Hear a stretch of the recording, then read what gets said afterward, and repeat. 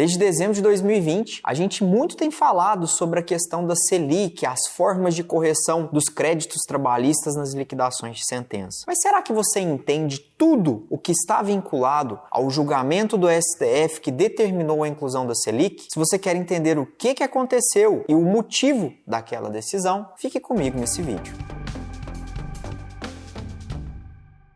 Seja muito bem-vindo a mais um vídeo da Melhor em Cálculos. Eu sou o Frederico e hoje nós vamos conversar sobre a decisão do STF que determinou que todos os créditos trabalhistas fossem corrigidos pela Selic, já contemplando juros e correção monetária. Antes de prosseguir com o vídeo, eu quero te pedir para se inscrever no nosso canal, já deixar o joinha para mostrar para o YouTube que o nosso conteúdo é relevante e também não se esqueça de ativar o sininho. Quando sair um novo vídeo da Melhorim, você vai ser notificado em primeira mão. Então vamos lá. No final do ano de 2020, em plena pandemia, nós fomos surpreendidos por um acórdão do STF que determinou que os créditos trabalhistas fossem corrigidos pelo IPCAE na fase pré-judicial, ou seja, até a data em que se distribuiu a ação, e a partir da distribuição da ação, você iria aplicar a Selic, englobando correção monetária e juros moratórios. Então isso é o que foi determinado, os parâmetros que foram determinados pelo STF. Mas eu quero trazer para você todo o histórico desse julgamento para você entender qual era a discussão que eles levaram até o STF e que trouxe para nós uma decisão nova, que surpreendeu, acho que todos os calculistas que já atuavam. Antes desse julgamento do STF, a discussão era se aplicava a taxa referencial, a famosa TR, ou o IPCAE. Inclusive, já existiam alguns acórdãos do TST, Tribunal Superior do Trabalho,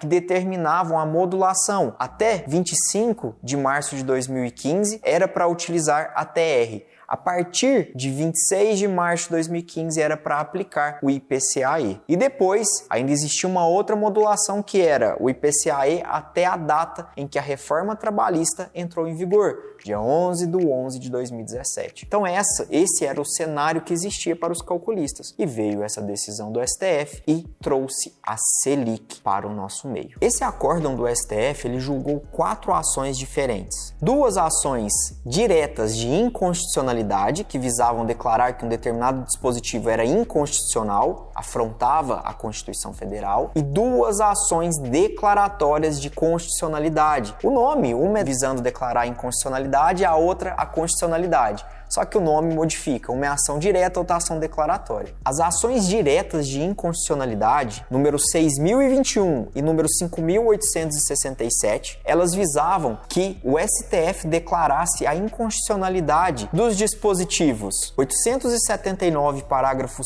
7º e 899, parágrafo 4º da CLT, ambos com a redação dada pela reforma trabalhista. Esses dispositivos, eles tratavam sobre a correção monetária dos créditos trabalhistas, mandava aplicar a taxa referencial, tanto o depósito recursal, que mandava aplicar os mesmos índices de correção da caderneta de poupança, que é a TR também, e juros de 0,5%. E as ações declaratórias de constitucionalidade, a número 58 foi distribuída pela CONCIF, Confederação Nacional do Sistema Financeiro, e a ação declaratória número 59 foi distribuída pela CONTIC, pela ACEL e pela ABT. Vou deixar para vocês aqui tudo embaixo o significado dessas siglas, porque isso não é o que importa. E as 2 ações declaratórias de constitucionalidade, elas discutiam pela constitucionalidade desses dispositivos que eu trouxe. 879, parágrafo 7º, 899, parágrafo 4º da CLT, também com a redação dada pela reforma trabalhista. O que é o cerne da discussão? A taxa referencial, já há muito tempo que se tem a discussão que ela não é suficiente nem para suprir a inflação. Para mostrar para vocês, tanto que esse índice ele não serve para corrigir, eu vou pegar um salário mínimo de 2016, eu quero pegar o índice para corrigir esse valor do salário mínimo de 2016 até os dias atuais. Se eu jogar o índice TR até hoje, o valor que vai dar vai ser esse, enquanto o salário mínimo atual é esse montante, R$ 1.212. Vejam que a taxa referencial ela não retrata a correção monetária correta. Então, enquanto a ANA Matra, através das ações diretas de inconstitucionalidade, visava a declaração da inconstitucionalidade desses dispositivos que mandavam aplicar TR, porque falava, olha, ela não vai garantir o direito de propriedade, porque o dinheiro desse empregado, que ele teria direito de receber à época, quando ele receber não vai retratar a realidade, não vai corrigir aquele montante. Sendo que a ação declaratória de constitucionalidade, distribuída pela CONCIF, pela CONTIC, pela ACEL, todas elas já queriam que declarasse a constitucionalidade desses dispositivos. Nesse meio tempo, o TST entendeu que realmente a TR, mesmo com a redação dada pela reforma trabalhista, entendeu que a TR era inconstitucional e que não devia ser utilizada para correção dos débitos trabalhistas. Em alguns casos, mandava aplicar o IPCA-E direto, em outros casos, ele modulou os efeitos, mandava aplicar a TR até uma certa data, 25 de março de 2015, e o IPCA-E a partir daquela data. Essas decisões começaram a aparecer nas ações trabalhistas. E o IPCA-E, mais os juros de 1%, ele é uma correção monetária que realmente atenderia a essa finalidade. Aumentaria realmente o passivo da empresa, né, da reclamada, tanto que essas confederações estavam defendendo isso. Olha, se aplicar o IPCA-E mais juros de 1% ao mês, 12% ao ano, vai trazer um passivo muito grande para a empresa, vai trazer um enriquecimento sem causa para o empregado, porque vai corrigir muito, vai aumentar o valor. Realmente, o IPCA-E é um bom índice para correção desses débitos. Para quem está pelo reclamante, é um bom valor. Então, nesse julgamento do STF, os interessados, né, os requerentes, pediram o deferimento de uma liminar, justamente para impedir que as execuções continuassem a ser prosseguidas com esse entendimento do TST. Foi quando o ministro Gilmar Mendes, ele deferiu a medida liminar, mandando suspender todas as ações que tratavam sobre essa discussão do índice. Na época foi um auê, porque a primeira decisão trouxe muita confusão, ficou parecendo que todas as ações trabalhistas deveriam ser suspensas. Na verdade, na análise de um agravo regimental que foi interposto justamente contra essa decisão, ele esclareceu, falando, olha, eu não é para suspender todas as ações judiciais, tampouco impedir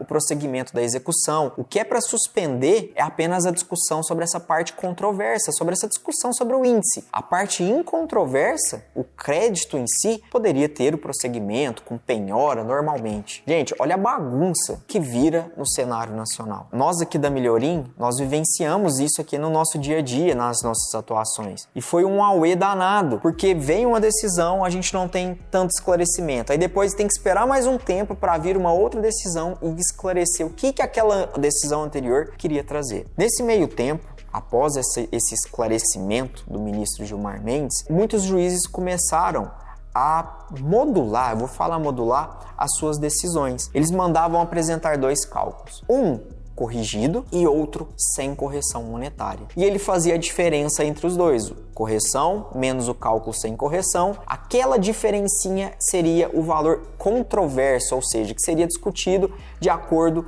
com o índice de correção monetária que fosse decidido. Sendo que aquele montante incontroverso, o crédito e os juros de 1%, poderia prosseguir a execução.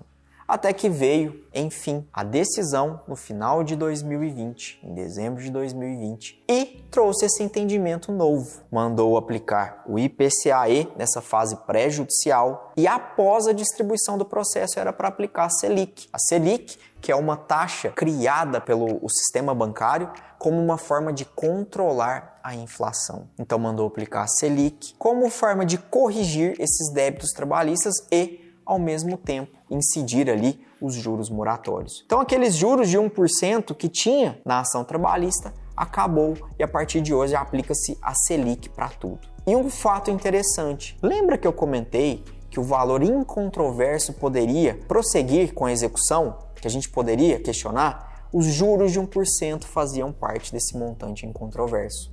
O que aconteceu?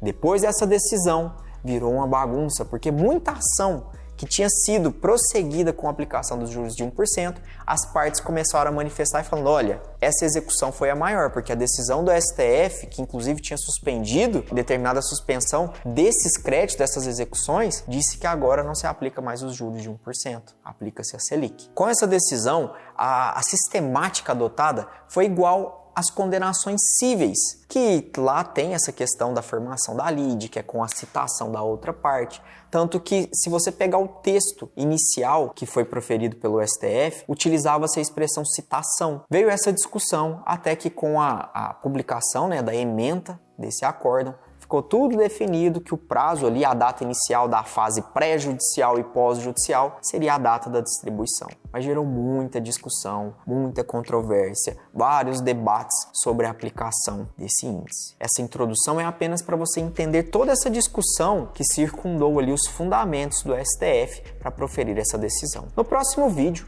nós vamos conversar sobre a decisão em si, os argumentos que levaram o STF a decidir pela Selic. Comente aqui embaixo se você ficou com alguma dúvida ou se você tem alguma opinião sobre esse julgamento. O próximo vídeo nós falaremos especificamente sobre o acórdão e o porquê decidiram pela Selic. Um grande abraço e até o próximo vídeo.